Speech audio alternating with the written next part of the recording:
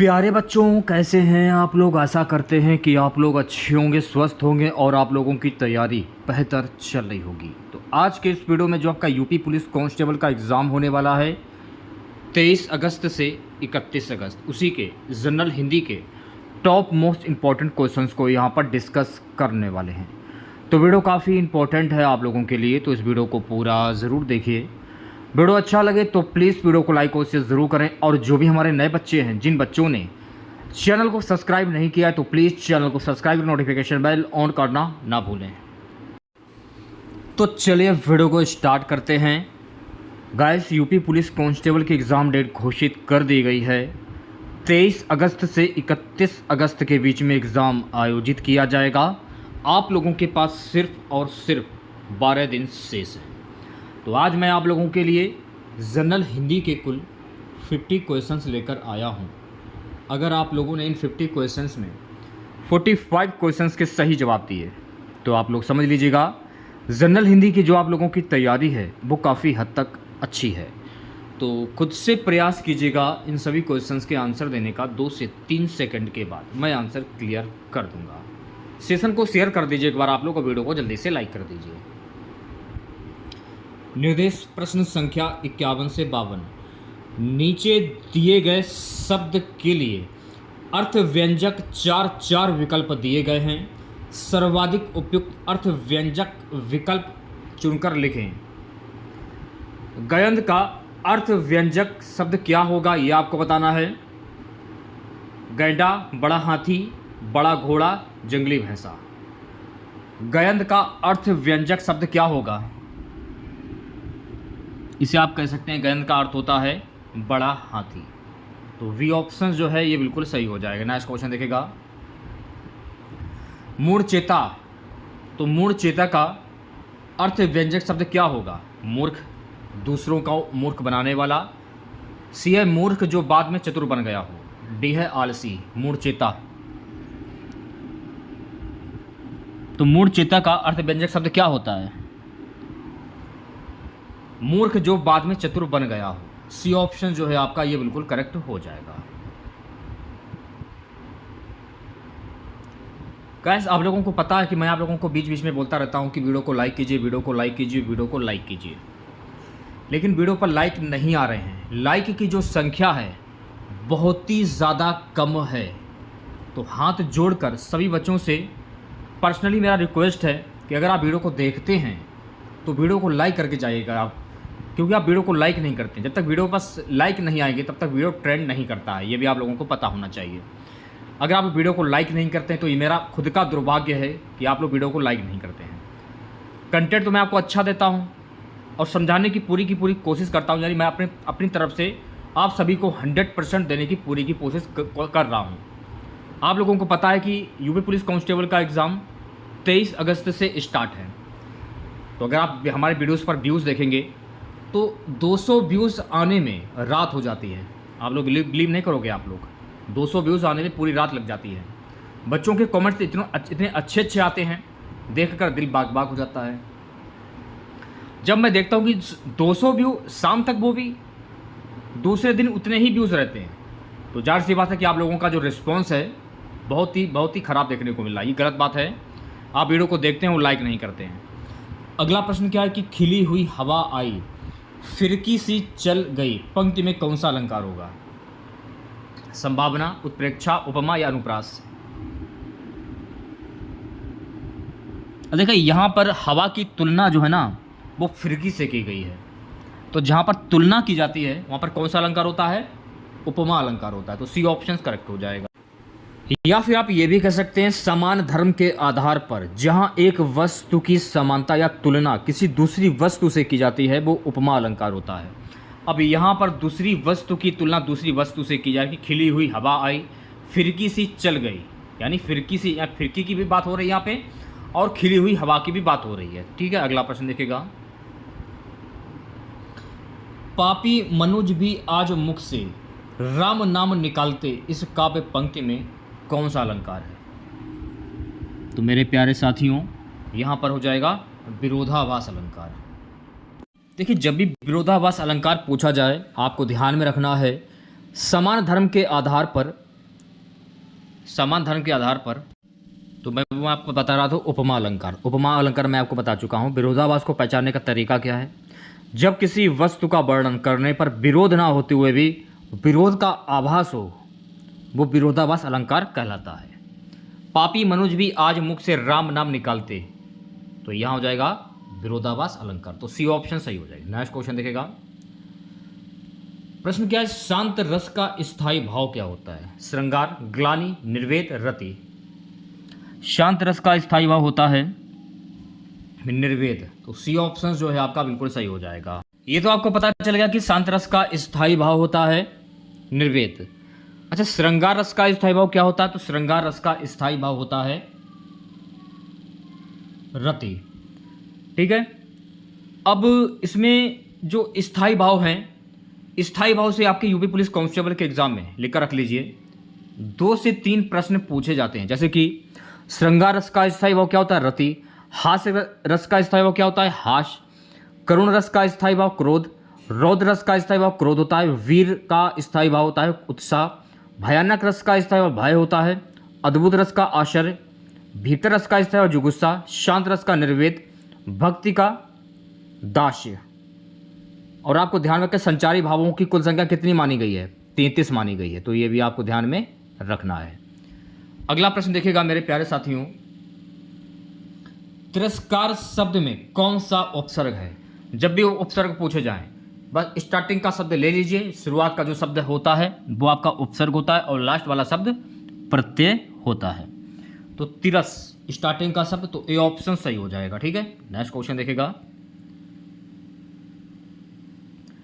किस क्रमांक में अति उपसर्ग का प्रयोग नहीं हुआ है? अतिथि, अतिरिक्त, अत्यंत, अत्याचार। तो मेरे प्यारे साथियों, अतिथि में अति उपसर्ग का प्रयोग नहीं हुआ, तो ऑप्शन नंबर ए जो है ये बिल्कुल करेक्ट हो जाएगा। अगला प्रश्न क्या है? ध्यानपूर्वक देखिएगा। उपसर्ग के प्रयोग से क्या होता है? शब्दों के अर्थ में वृद्धि होती है। ऑप्शन नंबर सी करेक्ट हो जाएगा। कालिमा में प्रयुक्त प्रत्यय क्या होगा? कालिमा। अब ऑप्शंस में तो इमा दिया नहीं है, तो वैसे तुम्हारे हिसाब से इमा होना चाहिए प्रत्यय में। कालिमा, इमा, इमा, इया तो होगा नहीं, ये बिल्कुल क्लियर है। तो ये क्वेश्चन पूर्ण रूप से गलत है। प्रश्न संख्या 60 से 61 क्या बोल रहा है? निम्नलिखित में से वर्तनी की दृष्टि से कौन सा शब्द शुद्ध है? शीर्षक की शुद्ध वर्तनी क्या होती है? शीर्षक कैसे लिखा जाता है यह आपको बताना है। तो शीर्षक को लिखने का जो तरीका है ना, वो ये रहा। शीर्षक ऐसे लिखा जाता है। सी ऑप्शन सही। मंत्रिमंडल कैसे लिखा जाता है? मंत्रिमंडल की शुद्ध वर्तनी क्या होगी? मंत्रिमंडल ऐसे लिखा जाता है। तो बी ऑप्शन सही हो जाएगा।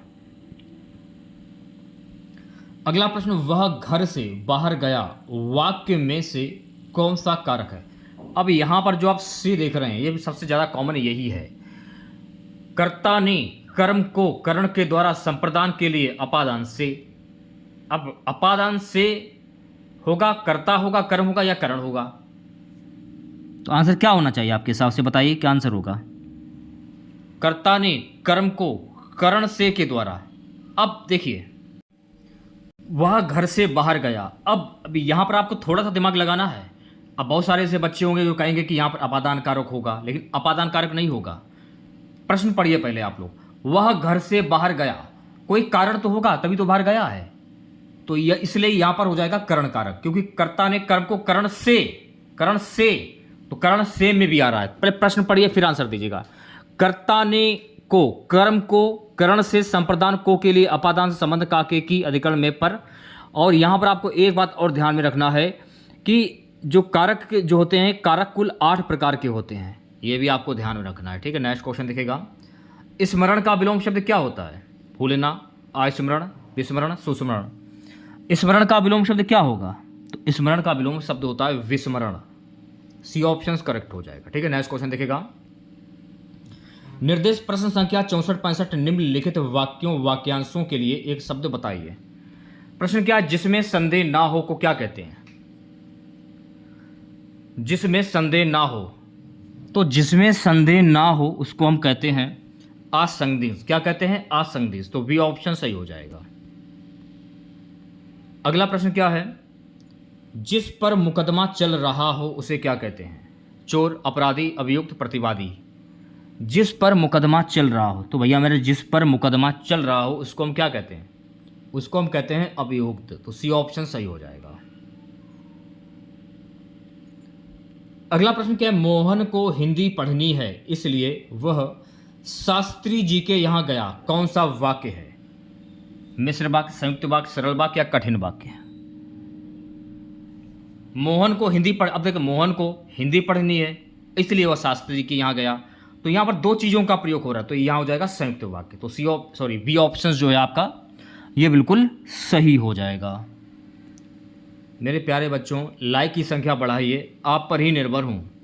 कंटेंट भी अच्छा मैं आप लोगों को दे रहा हूँ, आपका भी कर्तव्य बनता है कि आप वीडियो को लाइक कीजिए, ज़्यादा से ज़्यादा शेयर भी कीजिए। तो जितने लाइक हमको देखना चाहिए उतने लाइक देखने को बिल्कुल भी नहीं मिल रहे हैं। जान पर खेलना, इसका अर्थ क्या होता है? जोखिम उठाना, साहस दिखाना, जोर लगाना, हार मानना। तो जान पर खेलना इसका अर्थ होता है जोखिम उठाना। ऑप्शन नंबर ए सही हो जाएगा। ठीक है। निर्देश प्रश्न संख्या 68 से 69 निम्नलिखित दिए गए शब्दों का विलोम शब्द बताइए। क्रिया का विलोम शब्द क्या होता है? कर्म, करना, काम, प्रतिक्रिया। क्रिया का विलोम शब्द क्या होता है? तो क्रिया का विलोम शब्द होता है प्रतिक्रिया, इसका उल्टा। ऑप्शन नंबर डी सही हो जाएगा। अग्रज का विलोम शब्द क्या होता है? बड़ा, अनुज, आगे, ज्येष्ठ। तो मेरे प्यारे साथियों, अग्रज का विलोम शब्द होता है अनुज। तो बी ऑप्शन सही हो जाएगा। नेक्स्ट क्वेश्चन देखिएगा। निर्देश प्रश्न संख्या 70 से 71 निम्नलिखित मुहावरों का अर्थ बताइए। आसमान पर चढ़ना, इसका मुहावरा क्या होगा? तो आसमान पर चढ़ना यानी बहुत अभिमान करना। आप ग्रेजुएशन में आपने टॉप किया, इंटर में टॉप किया, तो आसमान पर चढ़ना, आपको अपने नंबर देखकर आपको बहुत अभिमान हो गया, इसलिए इसको क्या कहेंगे? बहुत अभिमान करना। ऑप्शन नंबर ए सही हो जाएगा। आंसू पोंछना, इसको क्या कहेंगे? रोना, धीरज देना, हंसना, कोई नहीं। आंसू पोंछना, आंसू पोंछना इसका मुहावरा क्या होगा? तो आंसू पोंछना यानी कि धीरज देना, इसका मुहावरा हो जाएगा। तो वी ऑप्शंस करेक्ट हो जाएगा। अगला प्रश्न देखिएगा। निर्देश प्रश्न संख्या 72 से 73 निम्न में एकार्थी शब्द बताइए।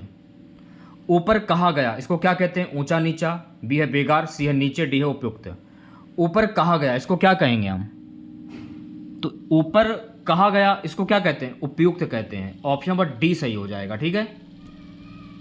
प्रतिदिन होने वाला, इसको क्या कहते हैं? प्रतिदिन, दैनिक, दिन, समय।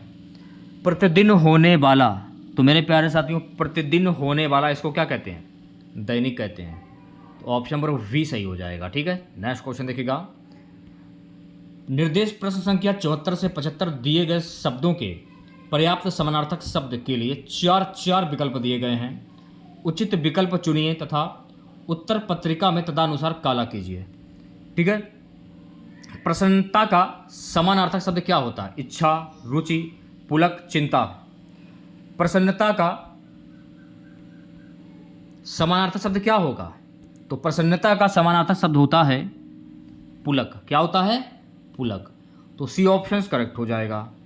मेघ का समानार्थक शब्द क्या अच्छा होगा? नभ, सोम, पयोद, हेम। मेघ का समानार्थक शब्द क्या होता है?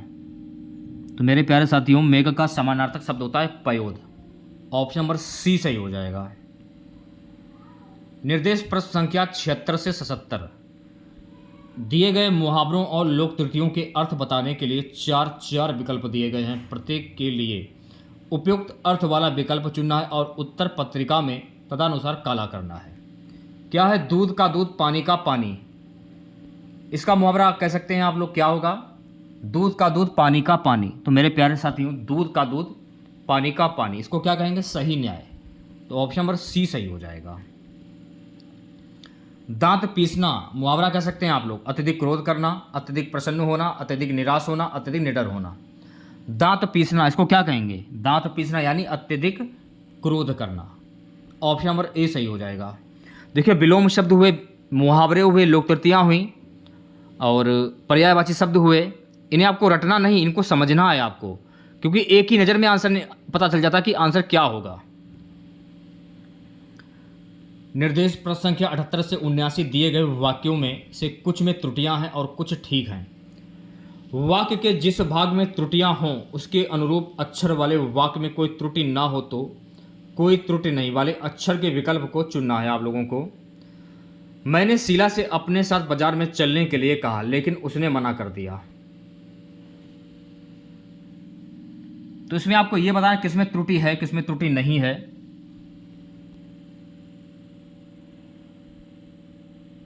जल्दी से आंसर दिए सभी बच्चे। आंसर हो जाएगा ऑप्शन नंबर सी, अपने साथ बाजार में चलने के लिए कहा। अगला प्रश्न देखिएगा। पुस्तक में एक कठिन प्रश्न पूछा था, कक्षा में उस प्रश्न का कोई भी हल नहीं कर सका। मुझसे उस प्रश्न को हल कर लिया। अब पढ़ने से पता चला कि किसमें त्रुटि है किसमें त्रुटि नहीं है। बताइए क्या आंसर होगा। मैं उस प्रश्न को हल कर लिया, ये होगा ना कि मुझसे उस प्रश्न को हल कर लिया। डी ऑप्शन करेक्ट हो जाएगा। ठीक है।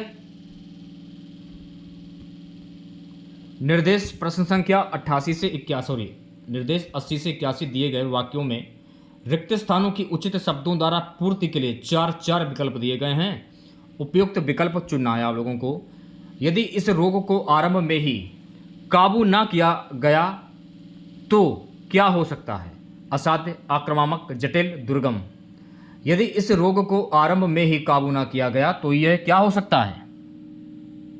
यह हो सकता है असाध्य। ऑप्शन नंबर ए सही हो जाएगा। ठीक है।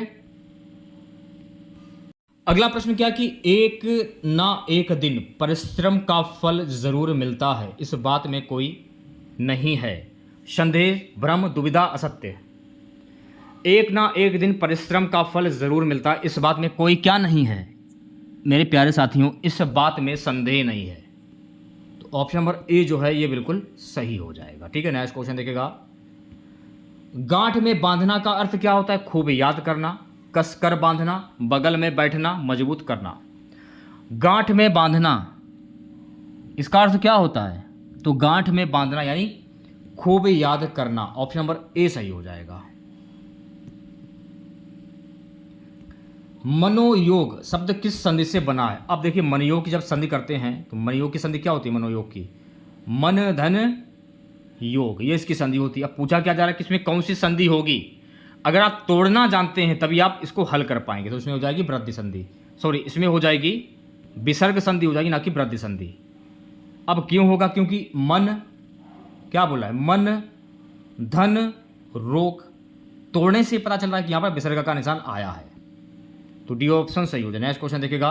द्वंद्व समास होता है, द्वंद्व समास होता है जिसके सभी पद प्रधान हो। ऑप्शन नंबर वी सही हो जाएगा। ठीक है, बी करेक्ट हो जाएगा। तद्भव शब्द कौन सा है। अमरूद, आमदनी, ऑफिस, अनमोल। ऐसे शब्द जो हिंदी भाषा से लिए गए हों वो तद्भव शब्द कहलाते हैं। तो इसमें जो अनमोल है ना ये आपका तद्भव शब्द हो जाएगा। तो ऑप्शन नंबर डी जो है आपका ये बिल्कुल करेक्ट हो जाएगा। पर्यायवाची शब्दों को कौन सा युग्म सही नहीं है। अनिल, समीर, खग, विहग, अनाथ, सनात, तनकाया। पर्यायवाची शब्दों का कौन सा युग्म सही नहीं है यह आपको बताना है। अनाथ, सनात। ऑप्शन नंबर सी करेक्ट हो जाएगा। ठीक है। निम्नलिखित में से कौन सा अश्व का पर्यायवाची शब्द नहीं है। अच्छी, वाजी, तुरंग। तो देखिए अच्छ जो है ना, अच्छी ये अश्व का पर्यायवाची शब्द नहीं है हुआ, वाजी हुआ, तुरंग हुआ, ये सभी शब्द अश्व के पर्यायवाची शब्द होते हैं। निर्देश प्रश्न संख्या 88 से 89 नीचे एक एक शब्द की वर्तनी के अनेक रूप प्रस्तुत है। शुद्ध वर्तनी का चयन करना है आप लोगों को। कवयित्री कैसे लिखा जाता है। इंपॉर्टेंट क्वेश्चन से 5 स्टार लगा लीजिए। कवयित्री ऐसे लिखा जाता है तो सी ऑप्शन करेक्ट हो जाएगा।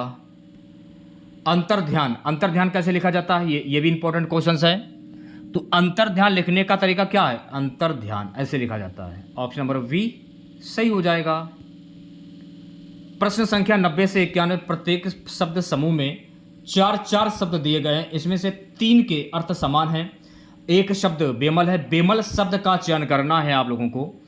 क्या बोल रहा है कि सांप्रदायिकता, राष्ट्रीय एकता के लिए खाली स्थान क्या है। वरदान, अभिशाप, परिताप, पश्चाताप।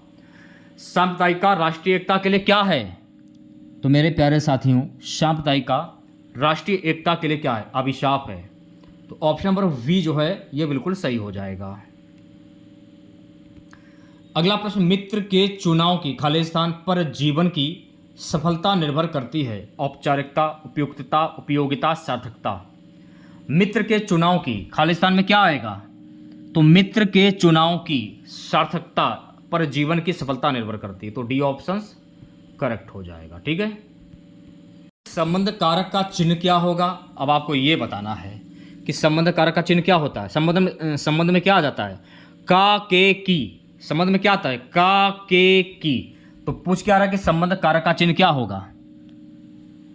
रा, रे, री। संबंध का, के, की और रा, रे, री संबंध में यह आ जाता है। जैसे कर्ता ने को, कर्म को, करण से, संप्रदान को के लिए, अपादान से संबंध का, के, की, रा, रे, री। तो संबंध में क्या आ जाएगा? रा, रे, री। सी ऑप्शन करेक्ट हो जाएगा। अगला प्रश्न देखिएगा, जो स्त्री के वशीभूत हो उसको क्या कहते हैं? स्त्री दास, गुलाम, स्त्रीण, प्रेम। जो स्त्री के वशीभूत होता है उसको क्या कहते हैं? जो स्त्री के वशीभूत होता है उसको कहते हैं स्त्रीण। ऑप्शन नंबर सी सही हो जाएगा। अगला प्रश्न, किस कवि को कवियों का कवि कहा जाता है? धर्मवीर भारती, शमशेर बहादुर सिंह, रघुवीर साय, सर्वेश्वर दयाल सक्सेना। किस कवि को कवियों का कवि कहा जाता है? तो मेरे प्यारे साथियों, शमशेर बहादुर सिंह को कवियों का कवि कहा जाता है। तो ऑप्शन नंबर वी जो है ये बिल्कुल सही हो जाएगा। नेक्स्ट क्वेश्चन क्या? दशरथ सुत तीहों लोक बखाना, राम नाम का मरम है आना। किस रचनाकार की पंक्तियां हैं? तुलसीदास, कबीरदास, केशवदास, सूरदास। तो ये कबीरदास की रचनाकार की ये पंक्तियां हैं। कबीरदास की ये पंक्तियां हैं। कबीरदास की भाषा कौन सी है? शतुक्कड़ी भाषा। कबीरदास के गुरु का क्या नाम था? तो कबीरदास के गुरु का नाम था रामानंद। सूरदास की मैं बात करूं, इन्हें अष्टछाप का जहाज कहा जाता है। और ये कौन से काल के कवि हैं? भक्ति काल के कवि हैं। ये भी आपको ध्यान रखना। इनकी भाषा कौन सी है? ब्रज भाषा। ठीक है, ये भी आपको ध्यान रखना है। तो ये सारी चीज़ें आपको ध्यान रखनी है क्योंकि इन्हीं से फैक्ट से पेपर में प्रश्न जो है वो पूछे जाते हैं। अगला प्रश्न, चिंतामणि किसका निबंध संग्रह है? बाल मुकुंद गुप्त, हजारी प्रसाद द्विवेदी, आचार्य रामचंद्र शुक्ल, श्याम सुंदर दास। चिंतामणि, तो चिंतामणि जो है ना ये आचार्य रामचंद्र शुक्ल का ये निबंध संग्रह है। सी ऑप्शन करेक्ट हो जाएगा। अगला प्रश्न, भाववाच्य का प्रयोग नहीं हुआ है। तो भाववाच्य का प्रयोग किसमें नहीं हुआ है? मुझसे यह बोझ उठाया ना जाएगा। सी ऑप्शन करेक्ट हो जाएगा। नेक्स्ट क्वेश्चन देखेगा, खुदाई में मिले अवशेष हमारी परंपराओं के खालिस्तान है। खुदाई में मिले अवशेष हमारी परंपराओं के प्रतीक हैं। तो सी ऑप्शन जो है ये बिल्कुल सही हो जाएगा। नेक्स्ट क्वेश्चन देखेगा, ओखली में सिर दिया तो मसूलों का क्या डर। इसका मुहावरा क्या होगा? ओखली में सिर दिया तो मसूलों का क्या डर, यानी कठिन काम शुरू करने पर कष्ट तो सहन करने ही पड़ते हैं। ऑप्शन नंबर डी सही हो जाएगा। लास्ट क्वेश्चन रहेगा आज का हमारा, लोटा शब्द है तत्सम तद्भव देशज विदेशज। तो लोटा शब्द जो है ना ये देशज शब्द है। तो सी ऑप्शन करेक्ट हो जाए। देखिए, देश शब्द वे शब्द होते हैं जो स्थानीय भाषा के शब्द होते हैं। ये देश की विभिन्न बोलियों से लिए जाते हैं। अर्थात तत्सम को शब्द को छोड़कर देश की विभिन्न बोलियों से आए शब्द देशज शब्द हैं। इन्हें आवश्यकता अनुसार प्रयोग किया जाता है और ये बाद में प्रचलन में आकर ही हमारी भाषा का हिस्सा बन जाते हैं। तो ये आपको ध्यान में रखना है। तो ये आपके थे यूपी पुलिस कांस्टेबल के लिए जनरल हिंदी के कुल 50 क्वेश्चंस। तो 50 में आप लोगों ने कितने प्रश्नों के सही जवाब दिए हैं कमेंट बॉक्स में ज़रूर बताइएगा। और दूसरी बात, अगर आपने वीडियो को पूरा देख लिया है तो वीडियो को लाइक करके जाइएगा, बिना लाइक करके मत जाइएगा। बहुत गंदी बात होती है ये, आप वीडियो को पूरा देखते हैं, वीडियो को लाइक नहीं करते हैं। तो सभी छात्रों से, जो भी बच्चे हमारा वीडियो देख रहे हैं जिनको अच्छा लगे तो वीडियो को लाइक कीजिए, शेयर कीजिए ज़्यादा से ज़्यादा। और चैनल पर नए हैं चैनल को सब्सक्राइब कीजिए ज़्यादा से ज़्यादा। मिलते हैं नेक्स्ट वीडियो के साथ। जय हिंद, जय भारत।